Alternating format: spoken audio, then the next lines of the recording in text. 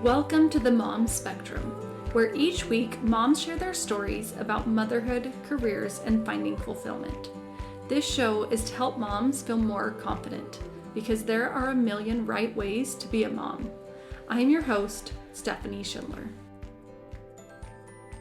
Today I'm talking with Sophia Lundy, and it is a special treat because we have been quarantined in Montreal, where the COVID-19 pandemic has hit especially hard, and so this is really a treat. So we actually met soon before the quarantine started, but it's been such a treat to get to know her, and I'm really excited to have her here today. So Sophia, can you introduce yourself? My name is Sophia Lundy, the short version, but my full name is Marie Tanya Sophia Francois Lundy, including my maiden name. So I don't know if my mom thought she was going to only have one child, so she gave me all these names. But I like Sophia Lundy. So I like to, introduce myself as a mom, a sister, a friend, someone who really value education, because I think it makes a big difference in our lives. It doesn't matter who you are, where you are from. It helps things go better, and it helps us understand each other better too. And I really, I would say that I am a human rights activist, but mostly women rights and families rights, not the way that people think, okay, women has to do exactly everything men do, but I see myself as a women rights activist because I believe that women should be themselves and defend things that matter to them and not things that society tells them they should defend or ways they should be. So I value those things a lot. And I'm in the construction field, and I've worked a lot, mostly men. But right now I'm working mostly with women, which is very, very new to me. And very, very interesting because I've never worked with a lot of women in the construction field before. Now, most of my managers and my supervisor and all the way to VPs, they're all women. And it's kind of a different dynamic. They push a little bit harder than men, and I get a lot of trainings. I learn a lot on a daily basis, and it's pretty much more stressful because women have higher expectations, But it's been really good. Okay, so let's start at the beginning. What was your expectation of yourself and how it would be before you became a mom? Well, my plan was a really selfish one. Okay, maybe it's not selfish. It just, what I wanted for myself. I just wanted to travel and study. I lived in New York for a while, and then with school, I had some opportunities to travel, So, yeah, my plans were mostly traveling, studying, get all, the PhDs I can get possibly, and then just, make money and make friends. I didn't really think I would be married and have children before 40 years old. That was my age. I was like, okay, that was the age I was hoping, or I was planning to have a family, and after I've lived my life, that's how I saw things. Then I traveled to Paraguay, because I'm from Haiti originally, right? But I spent a good 10 years in the US, and then I served a mission in Paraguay. That's where things hit me. I know family is important. I've always known that, but it wasn't very, very personal, like my own family, So when I was in Paraguay, I've had some experiences with some amazing mothers. I've never seen people my mom has made sacrifices forever, and I took them for granted. But when I was on my mission in Paraguay for the Church of Jesus Christ of Latter-day Saints, that's when I realized that, man, mothers are really, really special. I remember one family, she was a single mom. Her name is Antonia, and she has a daughter who was dealing with a lot of drug issues since the child was 11 years old. And for 10 years, that child has been on and off in, rehabilitation centers, running off, and it was just crazy. She would call us at night, midnight, 1 a.m., anytime, and be like, sisters, can you help me pray or something? Because my daughter just ran off again. Or in the morning, we would be at the hospital. Like, I don't know how many times we've gone to the hospital with her in the evening when she didn't have anybody. And to me, like, her persistence was just amazing to me. She wouldn't give up on that daughter. Everybody gave up on that child, but she wouldn't give up. And I think it was around 2016, she texted me on Facebook. One of her daughter texted me on Facebook and said, guess what? My sister has been clean for 2 years now. She's married. She has a daughter. She's teaching primary. And I was like, what? She's clean? Like, she's been clean for 2 years? And she's progressing like this. She's my friend now on Facebook. She's still progressing after 10 years, like 10 years of really, really hard battle, you can say, but she never gave up. So to me, that's the power of motherhood. Like, you never know what you can do as a mother. Like, I'm a stronger woman. I know I was always strong and very independent as a young woman, but it's different, I had different battles. Wow, I love that. That's a perfect example of the power of motherhood. Okay, so you changed your mind. You got married before 40. Yeah, way before. I was in my close to 26. Yeah, that was 26. Okay, so tell me about that transition to becoming a mom. That was a big transition. My body changed. It was so crazy because I didn't know my body was able to do so many things at the same time. So that was so crazy. The craziest part is that we were both in school. So I gave birth in the right after class in the middle of midterm. I remember it was a Thursday because we gave birth on Friday morning. So Thursday, after we had some kind of meeting at school, I had exams, and I told my husband, I think I'm ready. So we've been prepping for like weeks. We had everything in the car. He was like, okay, let's go. So we just went to the hospital, and then in 30 minutes I gave birth. It was fast, and it wasn't really painful. Not really, but it was, because I was like, people say they spent 7 hours and 8. I'm like, how do you do that? My 30 minutes were like a day. I'm done, I'm good. Yeah, I'm good. But it was really fast. It was really special because when I was giving birth, we didn't have any family members around. So we were at the hospital, and then there was nobody that we know besides, our doctor and everything. So what happened is that I call it really, a sacred moment. I don't know why my experience was like that. Giving birth was really, really sacred. We got to the hospital, and I was worried, but my room was filled up with light. Like, at first, we had so many nurses, Later on, I learned that 40 other people gave birth that same night. But we had, the anesthetist, we had the doctor, we had a midwife, we had another lady doing massage, and we had someone else. We were just normal people. It's not like we were stars or anything, but I don't know, we just had so many people caring for us, and I was like, why am I having all of these people there to help me, Well, I planned for only my husband and my doctor and stuff. They were there, and then, I don't know why, I just felt like I had people around me. I don't know, it felt like angels or whatever you want to call it. I gave birth, everything went so smooth, everything was so nice. Yeah, it's very special. I kept saying my son is very special, but I don't know, I hope women giving birth have an experience like this.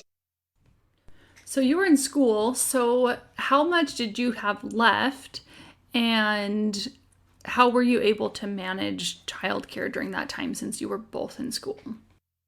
I had at least a year left. I can say, okay, we had help, but at the same time we didn't have help because we didn't have family close, all the way in Idaho. And my family could not come at the time, and it was just hard. But what we did is like, yeah, I took my baby to all of my classes, and my teachers were like holding him sometimes, even when I had labs, because I had my degree in construction management. So I was in lab, and my teacher was like feeding my baby. That's BYY Idaho. Everybody knows Sky on campus. Everyone. Like all students, everyone just know him because we took him to classes every day. One day, one of my teachers was like, "Is there a baby in this class?" I was like, "Yeah." It's like, "Is he sleeping on?" I'm like, "No, he's just relaxed." It's like I never hear him cry or anything. I'm like, "No, he's a good baby." So we would take turn when I had lecture. I would have him when my husband had lectures. He would have him when I have lab. So we would take turn like this, but it was hard. It was waking up at 4 a.m. to get baby ready and get food and all stuff and get home like 10 p.m. because we didn't live too close to school. So we would finish classes at 6:30, go to work, my husband worked, and we had one car. So we'd just wait for each other and just drive home at night, like late night. That was the hardest semester. Yeah, until he was 8 months, I didn't use daycare. So we took care of him. But when he turned 8 months old, he started going to daycare. And that was a nightmare for us. He got abused because, daycare workers, usually they're not paid well, and then they're overwhelmed with lots of kids.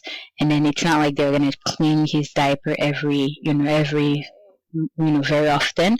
So he got diaper rash and stuff. And yeah, it was hard. It was hard. It made me question my motherhood. Like, what was I doing as a mother? Like, I wasn't adequate, and it affected me a lot.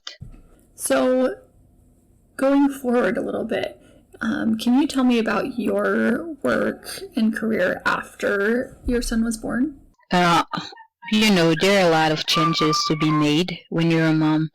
You have to understand what your priorities are. Because, yeah, I really, really I really want to be a career woman. I really want to make changes in this world through my career. That's what I think. It might not be it. I might find other opportunities, but for now, that's what I've been thinking. Okay, I have those skills, and here is how I can help and whatever. But at the same time, my family is my priority. My child is my priority. I don't want him to be raised by TV or by other people. And it became really hard once I graduated before my husband, like a semester before him. So I started working in Utah, and I was working in Salt Lake for a wastewater treatment plant. And he was in Idaho finishing up school. So I had my son for the first maybe 2-3 weeks. Mm-hmm. So I would drop him at daycare at 5 a.m. And that's a 1-year-old baby. So 5 a.m. and then I will pick him up at 6 p.m. at night. Mm-hmm. So he spent the whole day there, and he was happy when I picked him up. But one day, I had a feeling to visit the daycare during the day. So I went there around noon. The kids were like little animals. They're jumping and breaking everything in that daycare. They didn't discipline them. They just let them do whatever, and they were feeding them so much sugar, so much like candies and stuff. Like, oh, that's why my son is so happy when he comes out. He does whatever he wants. Yeah, and he's so excited to go back the next day. Yeah. Like, what are they doing? So I thought, oh, maybe they're so nice. It's because they let them do whatever they want. So that's why. And then I realized that's not the way I want to raise my child. So we decided my son will be with my husband, and my husband will quit his job. He would just go to school and then take care of the child while I go to work. I had a more sustainable work. So we did that, and it was so hard. Like emotionally, every night I was like just crying so loud. Where we live, the people thought they did something wrong to me because I was crying so loud at night. And my son started calling my husband's mommy.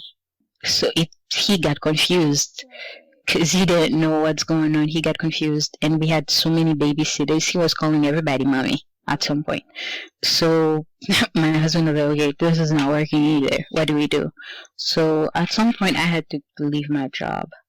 I left, and it wasn't working because I had to travel every weekend from Utah to Idaho and just going back on Sunday. It was not working. So we changed that plan, and we came to Canada.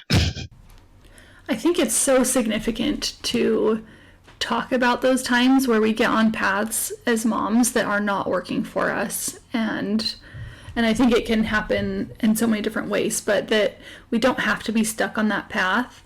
And of course there's a lot of different factors that go into that, and I think one of those is not having family close by. So now you're working in Montreal. What would be your ideal future career path? Okay, my ideal future career path or dream company would be my own company, where especially made for women.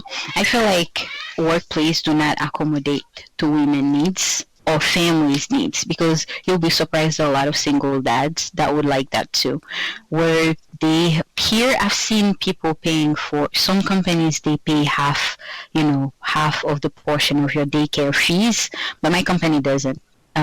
So I think it would be ideal to have a gym there, like if you can afford it or not, they have some kind of partnership with a gym, I don't know, place, and daycares, like they include daycare fees in your benefits, like where daycare workers are well paid, and there are enough daycare workers who are trained and who are educated, so they can really help with our kids. Because if I'm giving like 12 hours a day to a company, or 14 hours or 16 hours, that's not a big deal. They make more money off of my work than what you are paying for daycare for one day. So I feel like if daycare workers get paid well, or if my company has that space. I know in Provo, there is a company in Provo that does that. They have daycare on site for the families, and they pay those daycare workers really well. It's a tech company. But yeah, they do that, and I think it's a great idea, but I think it will be even better if women can choose their own hours. If you're not a nurse, or these are a difficult field, but in fields like accounting, construction, or the field where women don't need to be there from 8 to 9 or 8 to 5 or 8 to 4, like you choose your own hours, it's flexible, and then you can have daycare on site where you can go check on your child. You can decide, okay, I'm going to have lunch with my kid, or I'm going to have breakfast, I'm going to read for him, or I'm going to put him to bed, napping and stuff. I feel like women would work, their butt off if they had those kind of benefits. Fascinating. Just this idea of creating very women-centric companies, because I think it's just very realistic today. I mean, we just have so many jobs have so much flexibility, or at least the potential for flexibility. They do. And I just think we're going to see more of that. I think it will take time. Yeah. I think that I think there's a lot we can do to kind of create our own right fit. Yeah. I think that's really interesting. Especially with this coronavirus thingy, people, they think you could work from home like this, or you could, manage to dispatch workforce. But especially at work, 90% to 99% of our workforce, they're working from home. Yeah. And I'm like, if we can work from home, that means we can save money on, office space and stuff. Then why don't we make it, people having more flexible work hours? Why don't we have to be in the office from 8 to 5 or whatever, and we're not seeing our children, So. Okay, so I wanted to ask you about living in so many different places. You've lived in Haiti, in the States, in Paraguay. I wondered if you had any insights on what it's like to be a mom in those different places. Yeah.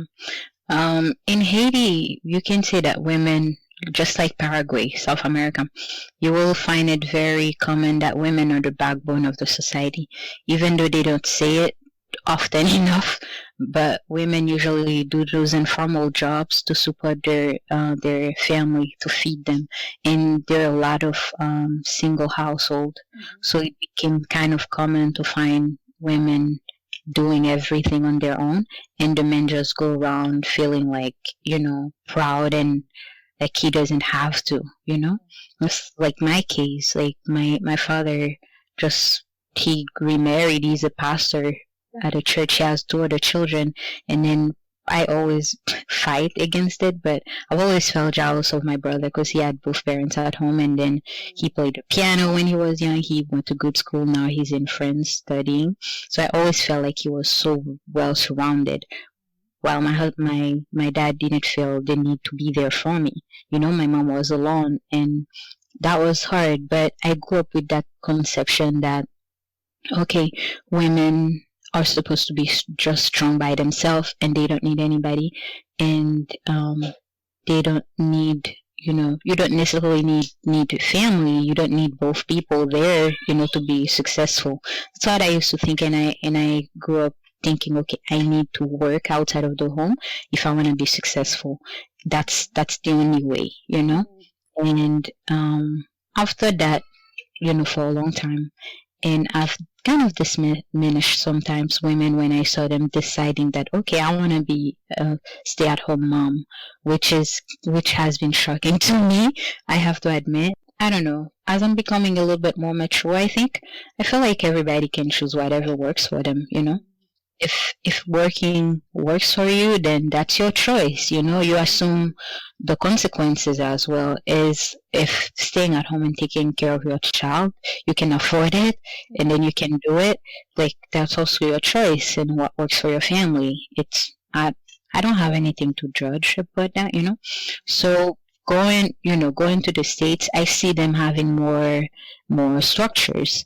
Like, women can work, they have daycare, they have more support in a way, but at the same time, they have a lot of pressure from society. Like in Haiti, when you give birth, like, you breastfeed your child in public. When I was pregnant and gave birth, I was so embarrassed. I had tons of milk, and I didn't breastfeed my child. I only breastfed him for 2 weeks. Then, because I stopped, all my milk dried up, and I couldn't get milk. And when I realized what I've done, I tried and tried, and I had blood coming out instead of milk. So it's, so those kind of, being afraid of what people will say or how society sees you can hurt your body and also your spirit. So growing up in Haiti kind of hurt my perspective on how women should be in many ways, and helped me as well in many ways, because if my husband dies, I can take care of my child without, letting him go hungry. But at the same time, I needed to understand that, a family needs both parents.